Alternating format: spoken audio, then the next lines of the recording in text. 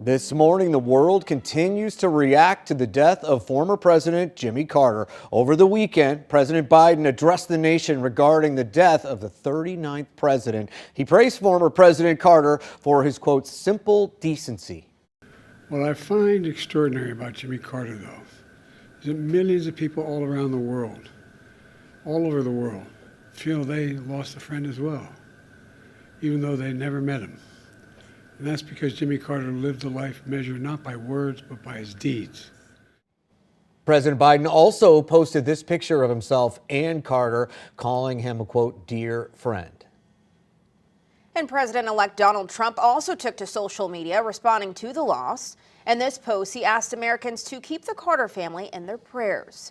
This morning, NBC Lester Holt gives us a look back at Carter's life and legacy. My name is Jimmy Carter, and I'm running for president.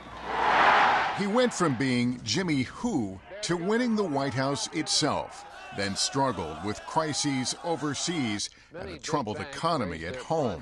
A one-term president whose time as ex-president was the longest and among the most active in American history. James Earl Carter Jr., he always went by Jimmy, was born in small-town Plains, Georgia, growing up on a farm without electricity or indoor plumbing. He attended the U.S. Naval Academy, married Rosalind Smith, a friend of his sister's, eventually becoming governor of Georgia. The time for racial discrimination is over. A year later, he ran for the White House. I'd like to announce that I am a candidate for president.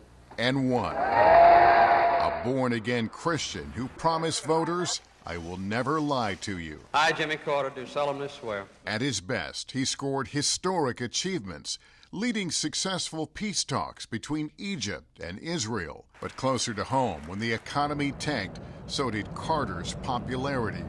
He seemed to blame Americans themselves. The erosion of our confidence in the future. And it got worse. In Iran, scores of Americans were taken hostage.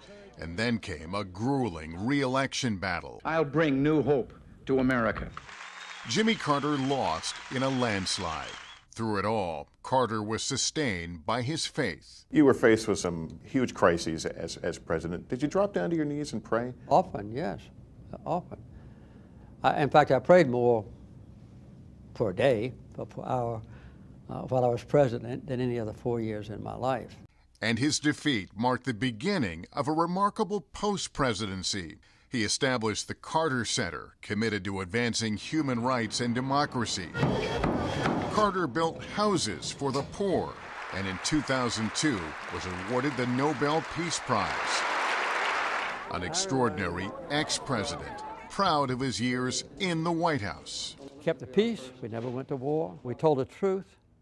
Never lied to the American people, never misled the American people. So in general terms, I feel perfectly at ease with my term. He brought discipline and devotion to everything he did, including his battle with cancer. Everything's been a blessing for me, so I'm thankful and hopeful. Despite the diagnosis, he continued building houses alongside Rosalind and marked their 75th wedding anniversary in 2021. 75 years. I can't predict. Rosalind died 2 years later, marking the longest presidential marriage in history. In 2024, Carter marked another milestone, his 100th birthday, with an outpouring of gratitude for his life of service. He brought that devotion to everything he did for family and for country until the end. What a life. For more information about former President Carter and reaction from around the world, you can head to ksdk.com.